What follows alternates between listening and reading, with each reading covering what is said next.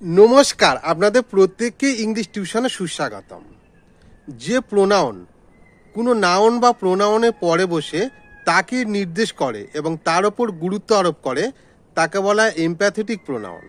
কিছু উদাহরণের সাহায্যে জিনিসটা বোঝা যাক। Shrabani herself did the job. Shrabani নিজেই কাজটা করেছিল।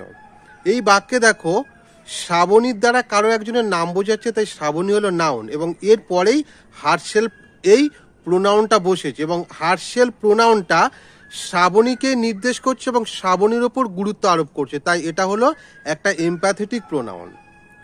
I my self wash my own clothes. আমি নিজেই আমার জামা কাপড় কাচি। এখানে ঠিক তেমনিভাবে আই প্রোনাউনটার পরে মাইসেলফ এই প্রোনাউনটা বসেছে এবং মাইসেলফ প্রোনাউনটা আইটাকে নির্দেশ করছে এবং আয়ের ওপরই গুরুত্ব আরোপ করছে, তাই এটা হলো একটা মাইসেলফটা হলো একটা এমপ্যাথেটিক প্রোনাউন। ধন্যবাদ।